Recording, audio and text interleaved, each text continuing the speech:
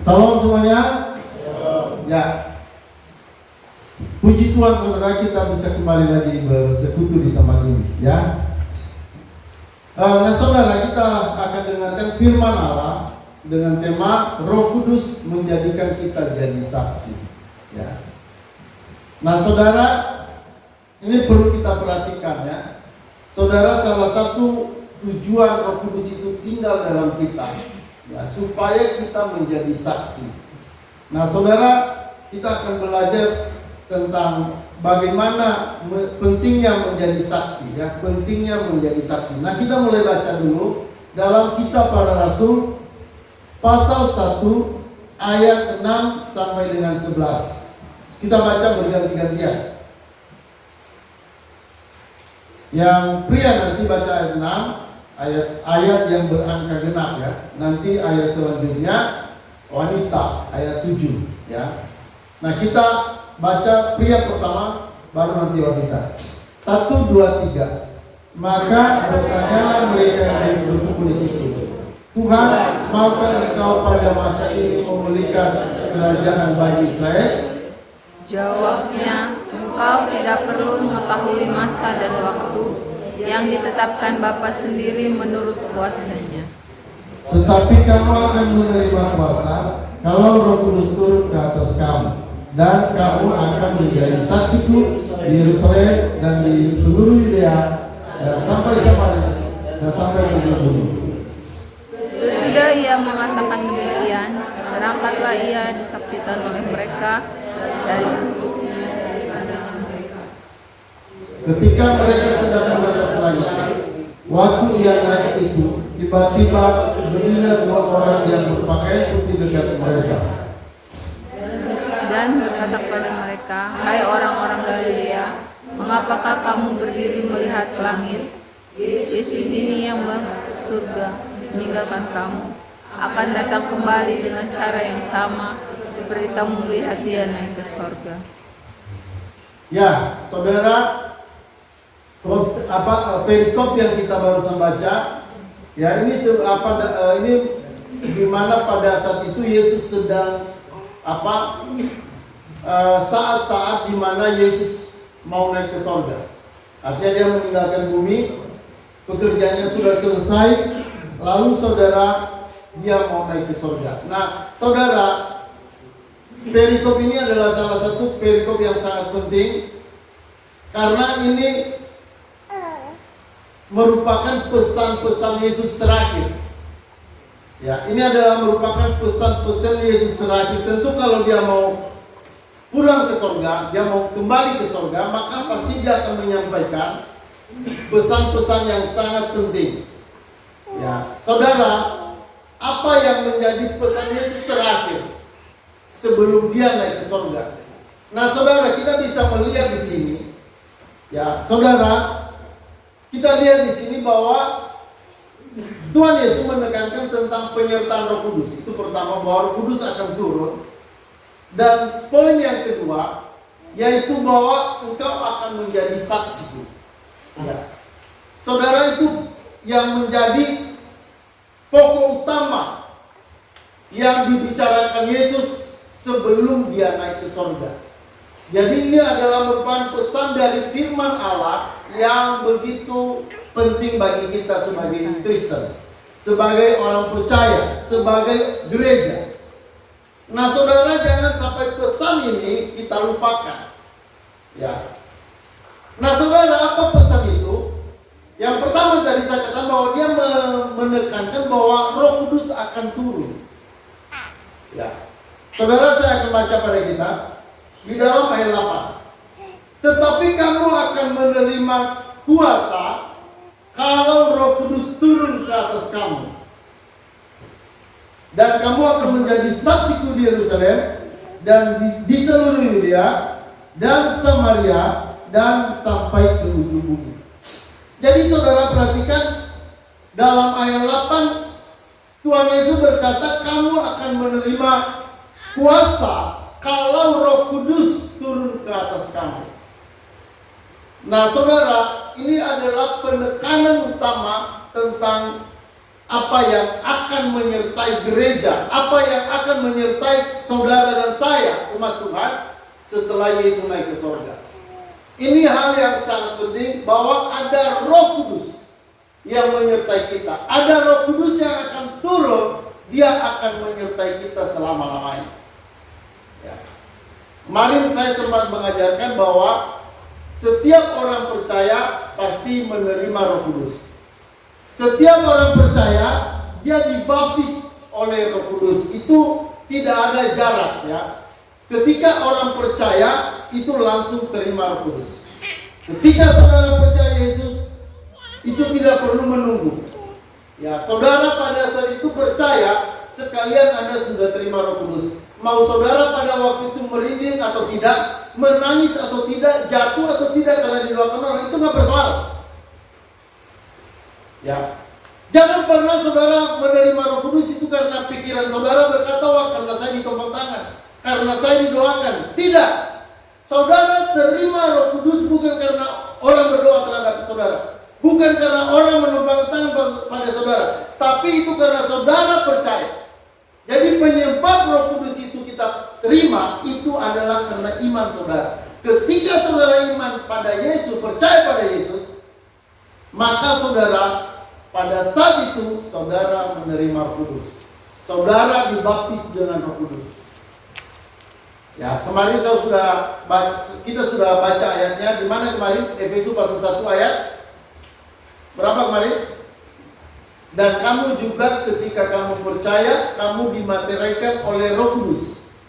Ketika kamu percaya, kamu dimateraikan Roh Kudus. Efesus pasal 1 ayat berapa? Ayat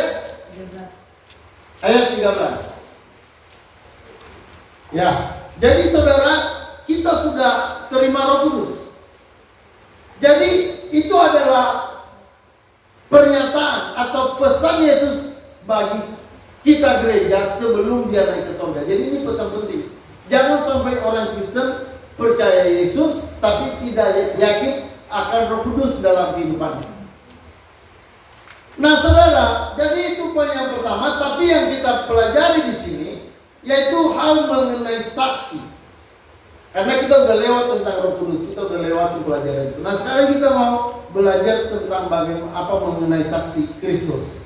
Nah saudara, perhatikan di sini keberadaan Roh Kudus dalam kehidupan kita itu saudara menjadikan kita menjadi saksi. Jadi adanya Roh Kudus, perhatikan, adanya Roh Kudus pada kita itu saudara membuat kita menjadi saksi. Jadi saudara, tujuan ada Roh Kudus dalam diri kita.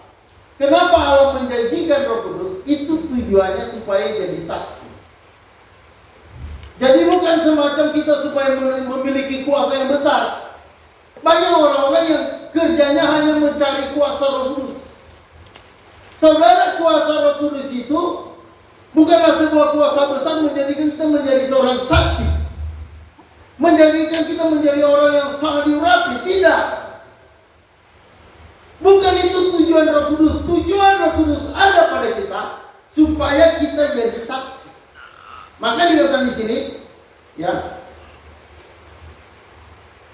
saudara, dikatakan ayat 8, tetapi kamu akan menerima kuasa kalau Roh Kudus turun ke atas kamu, dan kamu akan menjadi saksi. Jadi kuasa itu bukan hanya supaya kita punya kuasa besar tanpa tujuan, bukan.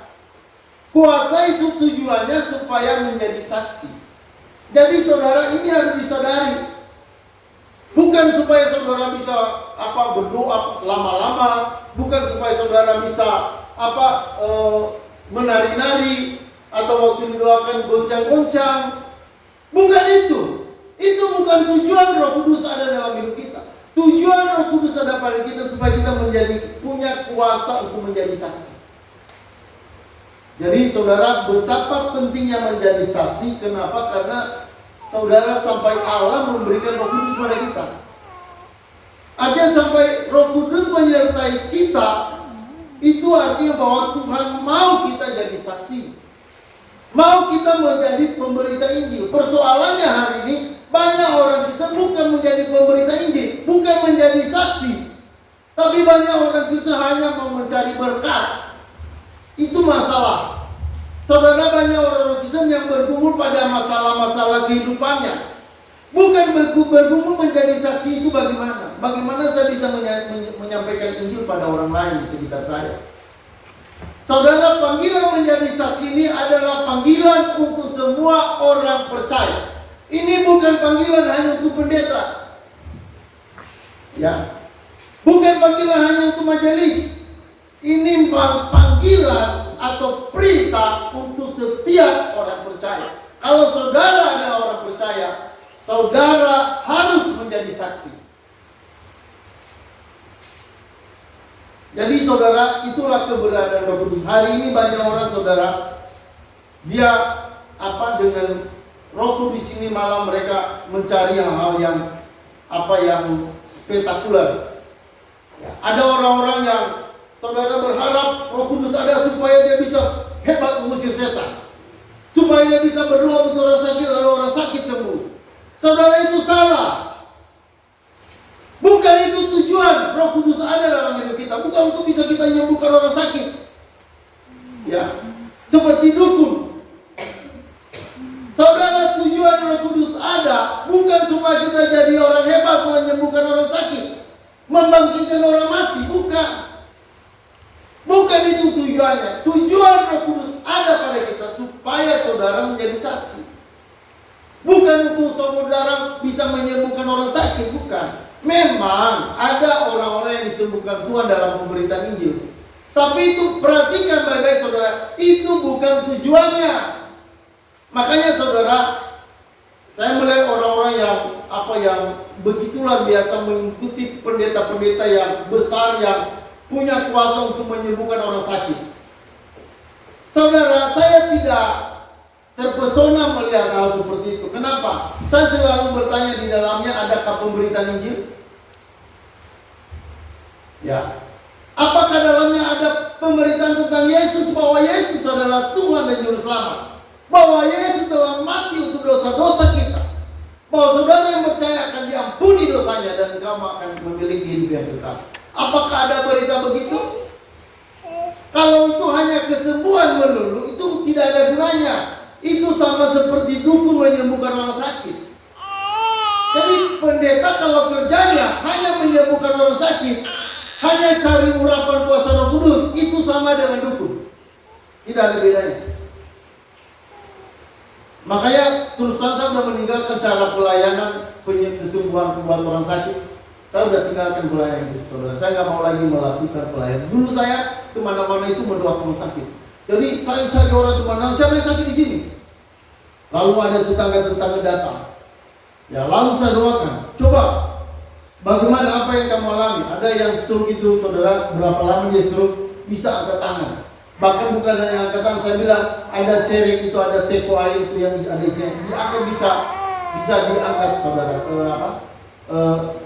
Teko yang ada air itu. Padahal selama ini nggak bisa. Saudara, setelah saya menyadari, memahami pelayanan begitu, nggak ada penyelamatan buat orang itu. Saya juga nggak bisa secara bebas memberitakan Injil. Nah, saya melihat habis waktu hanya untuk melakukan pelayanan seperti itu. Akhirnya pelayanan begitu saya tinggalkan. Sampai sekarang saya nggak mau melakukan lagi pelayanan. Jadi saya bukan mencari orang sakit supaya sembuh, bukan itu tujuan kekristenan. Ya, saudara, tujuan dalam pekerjaan Allah, tujuan kita melayani adalah supaya orang selamat. Nah, supaya orang selamat, maka berita keselamatan harus disampaikan. Persoalannya hari ini, berita keselamatan tidak disampaikan dalam gereja, pikirnya hanya untuk orang luar di sana. Berita Injil. Padahal dalam gereja itulah sebenarnya berita Injil yang harus terus-menerus disampaikan. Supaya jemaat benar-benar tahu keselamatannya. Dan yang kedua, supaya konsep keselamatan itu dikuasai jemaat, sehingga ketika jemaat keluar dari gereja, mereka akan pergi ke sana sini memberitakan Injil. Persoalannya hari ini jemaat nggak bisa memberitakan Injil. Kenapa? Karena jemaat tidak tahu isi pemberitaan Injil itu apa. Sebenarnya apa? Apa yang diberitakan dalam Injil itu? Apa berita utama ketika kita pergi bersaksi itu? Apa berita utamanya? Nah, persoalannya saudara, berita utamanya kita nggak percaya. Makanya banyak orang hanya bisa bersaksi Misalnya orang sakit sembuh, lalu itulah andalannya pergi kemana-mana. Saudara, bukan itu andalan kita. Kalau kita memberitakan Injil, andalannya bukan orang sakit disembuhkan. Saudara, andalannya bahwa hanya Yesus satu-satunya jalan ke surga. Kalau mau ke surga, percaya pada Yesus. Itulah yang harus kita beritakan. Nah, kenapa percaya pada Yesus itu kok bisa selamat? Itu harus diberitakan. Kenapa? Kenapa Yesus, kalau percaya pada Yesus, selamat? Ada apa? Nah, saya mau katakan orang Kristen susah untuk menyampaikan berita ini. Makanya karena tidak belajar firman Allah, karena di gereja hari ini bukan pemberitaan firman yang penting. Di gereja hari ini yang penting pujian penyembahan. Bisa sepanjang ibadah itu pujian penyembahan. Firman hanya 15 menit. Itu juga yang disampaikan kesaksian seorang pendeta. Bukan firman, benar-benar firman yang diambil dari Alkitab. Hanya kesaksian pengalaman hidup seorang pendeta. 15 menit langsung tutup, lalu nyanyi lagi. Ayo kita angkat pujian lagi. Saudara, bukan salah memuji Tuhan. Memuji Tuhan itu adalah bagian dalam ibadah kekristenan. Tapi kalau tujuannya hanya memuji Tuhan, saudara, itu tidak dimaksud oleh Tuhan begitu. Tuhan tidak bermaksud seperti itu. Jadi sebenarnya saya melihat saudara, ada kaum muda membuat acara di Lampung ini, buat kaum muda, dan mereka bilang, Pak, nanti tidak ada khotbah. Oh, kok nggak ada khotbah? Nah, itu kenapa hebatnya ibadah ini. Dia memuji Tuhan, dia bilang hebat ibadah nggak ada firman Allah. Puji-pujian dari awal sampai akhir hanya ada kesaksian. Saudara, itu pelayanan yang kacau. Itu pelayanan anak muda yang kacau. Saudara, kalau misalnya ada dalam perkumpulan itu, saya mau katakan, saudara kritik perkumpulan yang seperti itu. Kalau kau ada ya sebagai anak Tuhan di kampus, anak Tuhan di sekolah-sekolah, lalu membuat acara, tapi acaranya tidak ada firman Allah, saudara protes. Bilang ada, itu nggak benar. Kalau ibadah tidak ada firman, itu bukan ibadah. Mereka mengumpulkan uang hanya untuk membiayai acara itu. Saudara, acara-acara yang tidak ada penyampaian firman Allah, saya mau katakan jangan saudara dukung. Jangan terlibat, karena itu adalah penyangkalan terhadap Allah. Seakan-akan Allah itu dianggap remeh. Memuji Allah, tetapi di sisi lain menganggap remeh tentang Allah, siapa Allah. Saudara, itu berbahaya. Ya, jadi seperti kita yang ada di sini, yang suka belajar mendengarkan tentang firman, berita Injil keselamatan. Saudara, ketika ada kumpulan-kumpulan buat acara, kumpulan Kristen, saudara harus ada ambil tindakan. Saudara harus berbicara. Saya melihat ya, memang ada juga firman yang disampaikan di dalam acara-acara kaum muda atau acara-acara mahasiswa. Saya melihat memang ada firman. Tetapi saudara, firman yang disampaikan itu terlalu meluas. Misalnya saya melihat tema-temanya, bagaimana menjadi seorang pemimpin, bagaimana menjadi orang yang berhasil. Dengarkan saudara, itu bukan tema Injil. Halo, amin? Amin. Bagaimana jadi seorang pemimpin, bagaimana menjadi orang yang berhasil, saya mau katakan itu bukan tema Injil. Termasuk misalnya bagaimana disembuhkan, bagaimana mengalami terobosan ekonomi. Saudara, perhatikan baik-baik, itu bukan tema Injil, itu bukan berita Injil. Jadi saudara, yang kita bawa dalam bersaksi itu adalah berita Injil ini yang penting. Jadi jangan sampai kita sudah banyak bergerak dalam pelayanan, tapi kita tidak tahu apa yang kita beritakan. Ya, jangan sampai saudara tidak tahu apa hal yang utama dalam pemberitaan itu. Nah saudara, Yesus tadi menekankan kepada para murid bahwa kamu akan menerima Roh Kudus dan kamu akan menjadi saksi. Jadi sebenarnya saudara, antara Roh Kudus dan menjadi saksi itu adalah sesuatu hal yang merupakan satu paket. Jadi kalau orang bilang saya punya Roh Kudus, itu artinya dia akan menjadi saksi. Ya. Kalau bilang dia adalah orang percaya, yang telah menerima Roh Kudus, itu artinya dia akan menjadi orang yang menjadi saksi bagi orang di sekitarnya. Jadi saudara, ini yang penting kita perhatikan. Nah saudara perhatikan, ada beberapa poin yang perlu kita lihat dalam ayat-ayat yang tadi kita baca. Perhatikan saudara, dalam ayat 8, perhatikan. Yesus menyatakan bahwa kalau Roh Kudus turun ke atas kamu, kamu akan menjadi saksiku. Nah di sini ditekankan bahwa keberadaan Roh Kudus dalam diri orang percaya adalah untuk menjadi saksi. Ya, jadi itu hal yang penting. Jadi kalau saudara menerima Roh Kudus, itu artinya tujuannya menjadi saksi. Saudara bukan tujuannya mencari kuasa, bukan. Bukan supaya saudara diurapi, bukan. Bukan supaya saudara bisa berbahasa roh, bukan. Bukan supaya saudara mendoakan orang sakit lalu sembuh, bukan. Ingat itu baik-baik. Saudara, tujuan Roh Kudus ada supaya saudara jadi saksi. Saksi artinya memberitakan tentang Injil keselamatan. Itu namanya saksi. Nah saudara perhatikan lagi, dalam ayat sebelumnya, ayat 6 dan 7, para murid bertanya tentang kapan pemulihan Israel. Ya. Dalam ayat 6 dan 7, tadi kita baca ayat 6 dan 7. Mari kita lihat dulu sebentar, baca ayat 6 dan 7. Tolong turunin yang dari ayat 6. Mari kita baca ulang ya. Saudara perhatikan, mari kita baca ini ayat 6 dan 7. Sama-sama kita baca ulang. 1, 2, 3. Dan mereka ulang, maka 1, 2, 3. Maka bertanyalah mereka yang berkumpul di situ, Tuhan, maukah engkau pada masa ini memulihkan kerajaan bagi Israel? Nah jawab ayat 7, 1, 2, 3. Jawabnya, engkau tidak perlu tahu pada masa dan waktu yang ditetapkan Bapa sendiri menurut kuasa. Nah saudara perhatikan, sebelum Yesus menekankan tentang Roh Kudus, itu ada pertanyaan sebelumnya. Jadi saudara, jawaban Yesus ini didasari oleh pertanyaan para murid. Apa pertanyaan para murid?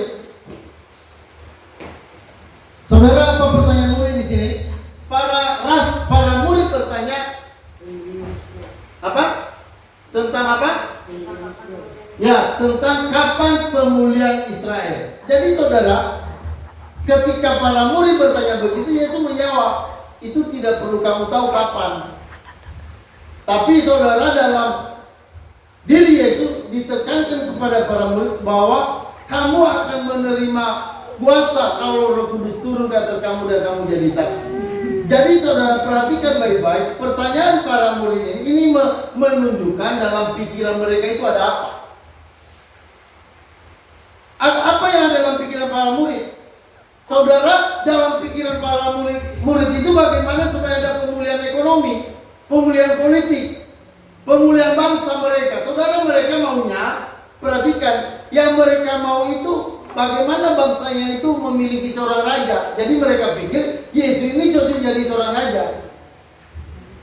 Raja bagi bangsa mereka. Jadi mereka maunya pemulihan bangsa. Ya, pemulihan hal-hal yang sifatnya jasmani. Saudara, saya melihat ini juga, perhatikan bahwa gereja hari ini, perhatikan ya, gereja hari ini memiliki kesamaan dengan para murid ini. Gereja hari ini bukan keselamatan yang dibicarakan, tapi itu pemulihan ekonomi, pemulihan berkat. Bagaimana berkat-berkat itu datang dalam hidup saya. Orang percaya sejati bukan itu tujuan utamanya, bukan pemulihan sesuatu. Misalnya pemulihan kesehatan, pemulihan ekonomi. Saudara perhatikan baik-baik, inilah yang hari ini menguasai gereja. Ya, menguasai gereja. Saudara, hari ini gereja dikuasai oleh pikiran-pikiran tentang bagaimana pemulihan dalam hal-hal fisik. Makanya kalau saya lihat di gereja kadang-kadang yang utama itu bukan pemberitaan Injil, bukan pengajaran tentang Injil, tapi yang paling utama itu pembangunan gedung gereja. Saudara, kita di sini belum punya gedung gereja, kita nggak pusing. Halo, amin. Tapi gereja-gereja lain kadang-kadang mereka lebih utama itu pembangunan. Saudara, sebenarnya bukan itu yang utama dalam gereja. Yang utama dalam gereja itu menjadi saksi. Bukan pemulihan fisik, bukan pemulihan ekonomi. Jadi saudara, yang dalam pikiran murid, bagaimana pemulihan bangsa? Bangsa mereka ini kan bangsa yang berada dalam jajahan Roma pada waktu itu. Ya. Nah, bagaimana mereka? Bagaimana bebas dari tekanan orang Romawi? Itu dalam pikiran mereka. Sementara Tuhan nggak mau memikirkan itu. Tuhan Yesus nggak mau membahas itu. Makanya dia bilang, kapan pemulihan itu kamu tidak perlu tahu. Itu nggak perlu tahu yang begitu. Nggak perlu. Ya, artinya bukan itu yang penting. Makanya Yesus menjawab begitu. Kamu tidak perlu tahu kapan waktunya. Ya. Nah saudara, jadi ini model gereja hari ini. Terlalu banyak memikirkan hal-hal duniawi. Inilah yang membuat gereja nggak bisa keluar menjadi saksi. Inilah jemaat. Makanya jemaat tidak bisa menyaksikan Yesus pada orang lain. Kenapa? Itu tadi karena berpikirnya hal-hal pemulihan jasmani, hal-hal pemulihan fisik. Itu yang utama. Saudara perhatikan, orang Kristen sejati bukan pemulihan ekonomi atau jasmani yang utama, tapi pemulihan yaitu keselamatan orang lain. Bagaimana orang lain bisa mengenal keselamatan? Itu adalah hal yang penting dalam kehidupan gereja. Saya berharap saudara, kita benar-benar punya komitmen untuk menjaga tujuan ini. Tujuan gereja ada itu supaya jadi saksi. Ya, itu tujuan, itu yang harus dijaga. Saudara, termasuk seperti panti asuhan ada, perhatian baik. Panti asuhan itu tujuan utamanya supaya di dalam panti asuhan ada pemberitaan Injil yang terus menerus. Makanya seperti saya di sini, saya terus menjaga tiap pagi itu selalu saya terlibat untuk memberitakan Injil. Dan tema-temanya adalah berita Injil. Saya jarang cerita banyak hal yang lain. Saya banyak komitmen untuk menyampaikan tentang berita Injil. Saya berharap anak-anak di sini pada suatu saat nanti bisa bangkit dan menjadi saksi-saksi Kristus. Tidak harus jadi pendeta. Halo, amin. Itu harapan kita saudara. Karena saya mau katakan hari ini gereja mungkin sudah terkikis pengajaran keselamatannya. Sudah bahkan mungkin sudah hilang. Kenapa? Karena terlalu banyak ajaran-ajaran tentang pengusiran setan lah, tentang kesembuhan lah. Jadi yang ditekankan itu dalam gereja seperti itu. Ya. Saudara, kalau kita orang percaya sembuh nggak sembuh kita nggak pusing. Ya, kita nggak pusing karena kita tahu kita ada di dalam Tuhan. Kalau Tuhan Yesus mau mati buat kita masakan, masalah kita tidak ditolong Tuhan. Ya, masakan kebutuhan kita tidak dicukupkan Tuhan. Kita aja, saudara, dia bayar, dia tebus, dia mati buat kita. Masakan apa yang menjadi kebutuhan kita, masakan Tuhan tidak campur tangan. Firman Tuhan berkata, istri itu semua dicari oleh bangsa-bangsa yang tidak mengenal Allah. Saudara, pemulihan ekonomi dunia itu dicari oleh bangsa-bangsa yang tidak kenal Allah. Tetapi kamu, firman Tuhan berkata, tapi kamu cari dahulu kerajaan Allah. Jadi seperti kita juga perlu jaga ya. Siapa yang punya pekerjaan, siapa yang punya usaha, siapa yang punya kesibukan, awas, hati-hati. Jangan sampai kesibukan itu menguras seluruh hidup kita sampai kita lupa untuk menjadi saksi Tuhan Yesus. Saya memang bekerja, saya sekarang ini hampir tiap hari ke kebun. Tapi saudara, saya tetap sempatkan misalnya mendengarkan firman Allah tentang keselamatan. Kadang-kadang saya buka HP, saya putar, saya dengarkan khotbah. Jadi walaupun saya ada di kebun, saya selalu, saudara, mendengarkan tentang hal berita Injil. Saya jadi bukannya ke kebun saja, saya ke kebun tapi berita Injil itu terus saya harus pedalang. Jadi kegiatan itu tidak menguras seluruh hidup saya. Saya nggak mau. Jadi hati-hati, jangan sampai pekerjaan kita, urusan-urusan kita dalam dunia menguras seluruh pikiran kita. Halo, amin. Jangan terlalu pusing dengan itu, saudara. Memang kita benar-benar kerja baik ya. Kalau saudara punya toko, punya usaha, punya pekerjaan, kerja baik-baik. Tapi jangan sampai seluruhnya itu menyita pikiran kita, menyita hidup kita sampai kita lupa memberitakan Injil. Lupa pekerjaan pekerjaan Tuhan, jangan. Itu berbahaya. Ya, kita lagi sama anak-anak itu hampir tiap hari sekarang buat kolam udang. buat kolam udang. Kemarin kita udah pasang terpalnya udah kita pasang. Mungkin beberapa hari lagi kita akan masuk listrik, dan habis itu kita akan masukkan udang. Saudara, buat saya tujuan apa itu pekerjaan itu? Tujuannya supaya nanti usaha ini kalau berhasil, ini akan dipakai untuk menjadi penopang pelayanan pemberitaan Injil. Itu tujuannya. Saya buka usaha itu bukan tujuannya untuk kekayaan pribadi. Tujuannya kenapa buka usaha itu mulai merintis, itu supaya nanti keuangan itu bisa, dengan ada usaha ini bisa ada keuangan yang bagus, dan tujuan punya uang itu supaya pemberitaan Injil semakin melebar. Termasuk nanti misalnya biaya untuk menyekolahkan beberapa anak untuk jadi sekolah pendeta. Termasuk nanti kita mengundang pengajar-pengajar yang bagus. Dan itu kan perlu biaya akomodasi, biaya transport, biaya makan. Itu semua biaya akan kita keluarkan. Kalau kita ada uang itu dipakai untuk semua membiayai itu. Jadi saudara perhatian baik-baik, jangan pusing dengan banyak hal dalam urusan dunia ini sehingga akhirnya kita lupa dengan pekerjaan Tuhan. Di mana ada ayat yang berkata, seorang prajurit Kristus tidak memusingkan dirinya dengan hal apa? Tidak memusingkan dirinya dengan soal-soal apa? Penghidupannya. Coba ada enggak? Di mana ayat? Tolong dicari dulu sebentar. Tolong baca satu orang. Mari kita lihat dulu ayatnya. Sebentar ya.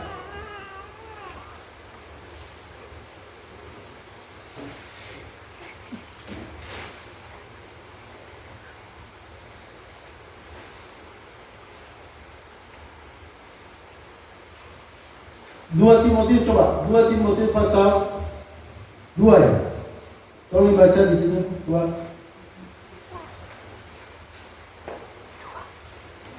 Timotius 2 ayat 4. Ini ayat ini bagus sekali ya. Ini sangat berhubungan dengan apa yang sudah kita baca ini. Seperti tadi orang Israel, para murid berpikir tentang pemulihan ekonomi, pemulihan bangsanya ya. Tapi Tuhan tidak berbicara itu. Tuhan berbicara tentang jadi saksi. Nah, tolong baca 2 Timotius pasal 2 ayat 4. 2 Timotius 2 ayat 4. Ayo baca satu orang. Demikian 2 Timotius pasal 2 ayat 4. Seorang prajurit yang sedang berjuang tidak memusingkan dirinya dengan soal-soal kehidupannya, supaya dengan demikian ia berkenan kepada komandannya. Ya, seorang prajurit yang sedang berjuang tidak memusingkan dirinya dengan soal-soal apa? Penghidupannya, supaya dengan demikian ia berkenan kepada komandannya. Saudara, kita memang bekerja, berusaha, tapi itu tidak membuat kita jadi fokus. Itu nggak membuat fokus kita. Fokus kita tetap, komitmen kita tetap, yaitu kita jadi saksi Kristus. Makanya kenapa kita perlu belajar setiap hari. Saudara kalau baca Alkitab itu perhatikan ya, hubungkan itu dengan pemberitaan ini, supaya saudara langsung terfokus pada rencana Allah. Karena Alkitab itu kalau kita baca, tidak kita hubungkan pada berita keselamatan, nanti itu akan mengambang. Makanya saudara, saya lihat khotbah-khotbah banyak orang mengambang karena tidak dihubungkan dengan berita Injil keselamatan.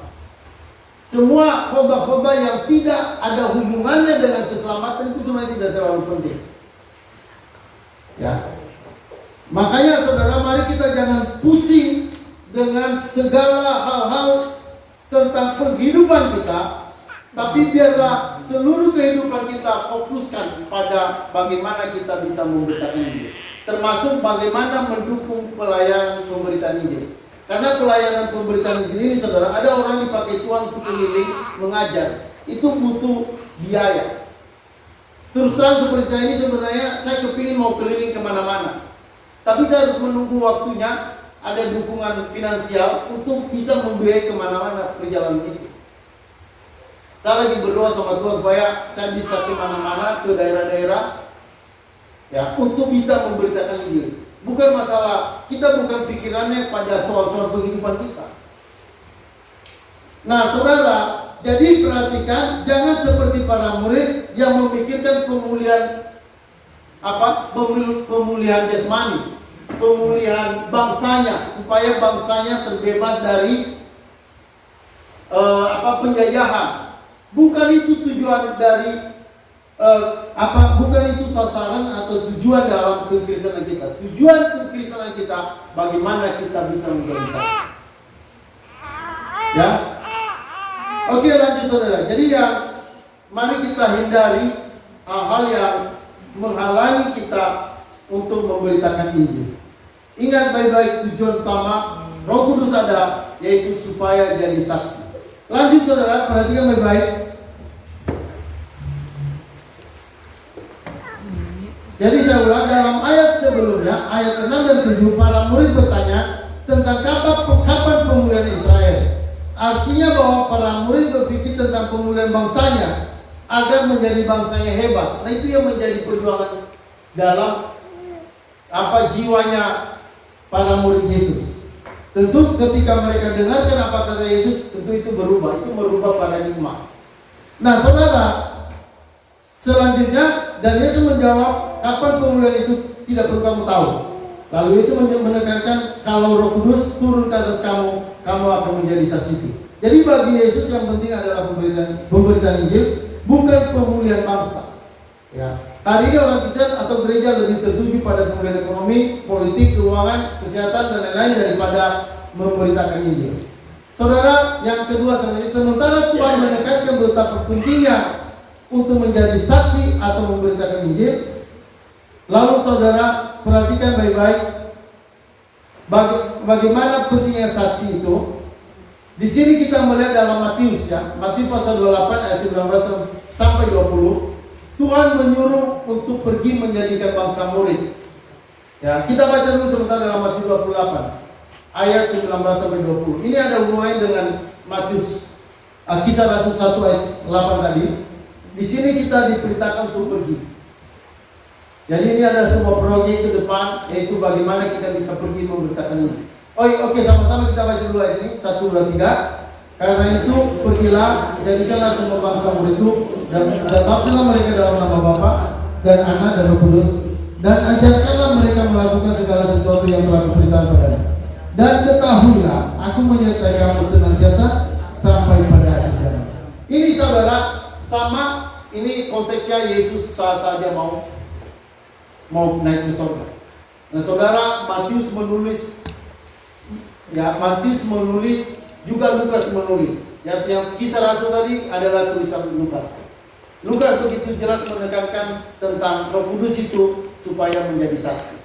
Nah saudara, Matius juga menulis hal yang sama, yang maksudnya memiliki maksud yang sama, yaitu bahwa perintah Yesus itu supaya kita pergi memberitakan Injil. Jadi rasul-rasul Lukas dan Matius itu saudara menekankan bahwa pesan Yesus, menekankan tentang pesan Yesus ketika Yesus mau naik ke surga, mau berpisah dengan murid-muridnya. Lalu saudara Matius menekankan bahwa supaya umat Tuhan, gereja pergi menjadikan bangsa menjadi murid Tuhan. Jadi saudara, proyek kita ke depan itu, inilah sebuah proyek gereja yang besar, yaitu bagaimana memberitakan Injil, bagaimana bisa pergi ke seluruh dunia untuk memberitakan Injil. Saudara, kiranya kita bisa terlibat dalam proyek ini. Ya, saudara melibatkan diri sepenuhnya. Saudara, inilah hatinya Tuhan. Inilah perintah Tuhan supaya kita memberitakan Injil. Tapi ini melibatkan banyak orang. Ya. Jadi mari kita terlibat, mari kita mendukung pekerjaan Injil supaya pemberitaan Injil itu bisa menyeluruh ke seluruh dunia. Nah, saudara, perhatikan baik-baik, Tuhan menyuruh kita untuk pergi, namun malah kita santai dan duduk manis. Ya, sama seperti para murid yang lebih berpikir hal duniawi tadi. Ya. Nah, saudara, perhatikan lagi, kalau kita melihat lagi dalam konteks bacaan kita lihat lagi ketika Yesus naik ke surga, para murid mereka tetap melihat ke langit. Ya, perhatikan baik-baik ya. Ketika Yesus berpisah dengan mereka, dikatakan bahwa para murid memandang ke langit, sekalipun Yesus sudah hilang dari pandangan mereka. Mereka memandang terus ke atas sampai malaikat harus turun untuk menegur mereka. Dan saudara bisa kita lihat dalam ayat Kisah Rasul pasal 1 ayat 9 sampai 11. Coba kita baca sebentar ini. Ini penting kita perhatikan ini. Kita melihat reaksi para murid setelah Yesus naik ke surga. Yesus memerintahkan supaya pergi untuk menjadi saksi Kristus. Nah, saudara, kita melihat reaksi para murid ketika Yesus naik ke surga. Kita baca 9 sampai 11. Mari kita baca sama-sama. 1, 2, 3. Sesudah yang mengatakan demikian, terangkanlah yang disaksikan oleh mereka, dan awan menutupnya daripada mereka. Ketika mereka sedang menatap ke langit, ia naik. Tiba-tiba berdirilah 2 orang yang berpakaian putih dekat mereka, dan berkata kepada mereka, "Hai orang-orang Galilea, mengapa kamu berdiri melihat ke langit? Yesus ini yang terangkat ke surga meninggalkan kamu, akan datang kembali dengan cara yang sama seperti kami melihat dia naik ke surga." Nah, saudara, perhatikan ketika Yesus sampai sudah ditutupi oleh awan-awan dari pandangan mata para murid, saudara, sudah tidak kelihatan lagi Yesusnya. Anehnya, Yesus sudah menghilang dari pandangan mereka, tapi para murid tetap memandang ke langit. Mereka terpandang ke langit, padahal Yesus sudah menghilang dari pandangan mereka. Sampai saudara, malaikat harus disuruh turun oleh Allah untuk mengingatkan mereka, "Hei, kenapa kamu pandang terus ke langit? Kenapa? Ada apa kamu? Kenapa kamu pandang terus ke langit?" Sampai malaikat harus turun mengingatkan mereka. Artinya gini saudara, para murid ini setelah Yesus naik ke surga menghilang dari pandangan mereka, mereka tetap di situ. Saya pikir ini mungkin sudah berjam-jam mereka terus di situ. Mata mereka nggak lari kemana-mana, fokus melihat Yesus ke atas. Saudara, baru malaikat turun dan dia bilang, "Kenapa kamu terus memandang ke langit?" Ya. "Hai orang Galilea, mengapa kamu berdiri melihat ke langit? Yesus ini yang terangkat ke surga meninggalkan kamu, akan datang kembali dengan cara yang sama seperti kamu melihat dia naik ke surga." Saudara, apa yang terjadi pada para murid? Saudara, mereka lupa bahwa Yesus naik ke surga itu, bahwa akan datang lagi. Makanya sampai saudara, mereka perhatikan baik, mereka ini sedang apa? Mereka sedang terpesona. Mereka terpesona, wah, luar biasa Yesus naik ke surga. Mereka nggak langsung pergi pulang ke rumah. Mereka di situ berlama-lama melihat terus Yesus ke surga. Saudara, ini saudara perhatikan baik, ini keadaan Kristen hari ini sama. Orang Kristen hari ini saudara hanya seperti melihat ke surga. Maksudnya apa? Maksudnya, wah, melihat Yesus luar biasa. Makanya kalau di gereja kan yang dibombardir itu kan, Yesus hebat, Yesus luar biasa, Yesus kita dasar. Tapi saudara, keluar tidak bisa berbicara. Banyak orang Kristen yang hanya terpesona dengan Allah, terpesona dengan Yesus, memuji Tuhan, memuliakan Tuhan, berlama-lama pujian penyembahan 3 jam, 2 jam, dari awal sampai akhir pujian penyembahan. Mereka begitu terpesona dengan Allah, tapi mereka lupa untuk memberitakan Injil. Saudara, ini teguran buat kita. Jangan saudara kita menjadi gereja yang hanya bisa memuji Allah, menyembah Allah dengan alat musik yang lengkap. Saya lihat sekarang gereja dengan alat musik, banyak sekali orang datang ke gereja luar biasa. Tapi hanya mereka ngumpul di gereja, tapi habis dari keluar gereja mereka tidak pergi memberitakan Injil. Saudara, itu sama seperti para murid yang ketika Yesus naik ke surga, mereka tetap berdiri dan memandang ke langit. Saudara, mari kita jangan sampai mengabaikan pekerjaan Tuhan. Jangan kita asik dengan banyak kegiatan-kegiatan gereja, tapi kita lupa untuk memberitakan Injil. Saudara, ada beberapa ayat yang saudara menjadi peringatan bagi kita untuk supaya kita tegas memberitakan Injil, bertekun memberitakan Injil. Beberapa ayat saudara, kita langsung perhatikan beberapa ayat. Ini kalau kita gagal memberitakan Injil, Kita melihat beberapa ayat saja. Lanjut, angkat aja sebentar, angkat lagi. Terus. Nah, saudara perhatikan baik-baik di sini. Perhatikan ayat di bawah ini. Mari kita baca sebentar. Ini kutukan terhadap orang yang mengabaikan pekerjaan Tuhan. Saudara, mari kita baca ayat ini. Habakuk 5 ayat 23. Kita baca sama-sama. 1, 2, 3. Kutukilah kota Meros, firman malaikat Tuhan. Kutukilah habis-habisan penduduknya, karena mereka tidak datang membantu Tuhan sebagai pahlawan. Saudara, ini kutukan terhadap orang yang mengabaikan pekerjaan Tuhan. Kutukilah kota Meros, firman malaikat Tuhan. Kutukilah habis-habisan penduduknya, karena mereka tidak datang membantu Tuhan sebagai pahlawan. Saudara, pekerjaan Tuhan hari ini yang paling besar adalah memberitakan Injil. Kalau kita gereja gagal memberitakan Injil, itu kita sama dengan kota Meros. Ya, waktu perang mereka tidak terlibat. Orang lain berperang, mereka tidak ikutan. Oke, saudara, mari kita lihat lagi selanjutnya. Yesaya 48. Tolong kita lihat ayat selanjutnya. Ya, mari kita baca ayat ini. Ini sekali lagi, ini ayat yang mengabaikan pekerjaan Tuhan. Ayat yang mengabaikan pelayanan pemberitaan Injil. Yeremia 48:10. Mari sama-sama kita baca. 1, 2, 3. Terkutuklah orang yang melaksanakan pekerjaan Tuhan dengan lalai, dan terkutuklah orang yang menghambat pedangnya dari penumpang darah. Ya, itu sebenarnya pedangnya itu bukan yang besar itu. Itu tulisan yang salah dalam penulisan versi terjemahannya dalam bahasa Indonesia. Itu sebenarnya bukan pedangnya besar, itu pedangnya kecil itu, minyak kecil itu. Ya. Nah, saudara, terkutuklah orang yang melaksanakan pekerjaan Tuhan dengan lalai melakukan pekerjaan Tuhan, itu terkutuk. Terkutuklah orang yang menghambat pedangnya dari penumpang darah. Maksudnya tidak memberitakan Injil, menahan pedangnya, tidak memberitakan firman Allah. Itu terkutuk.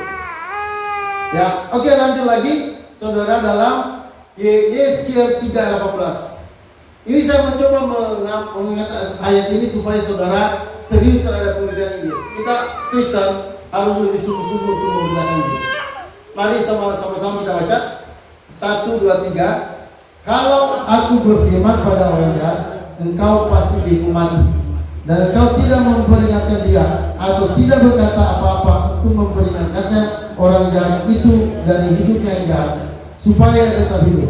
Orang jahat itu akan mati dalam kesalahannya, tetapi aku akan menuntut pertanggungjawab atas nyawanya daripada. Jadi kalau artinya saudara, orang-orang di sekitar kita yang mati karena dosa mereka, perhatian baik, itu ada tuntutan Tuhan terhadap kita.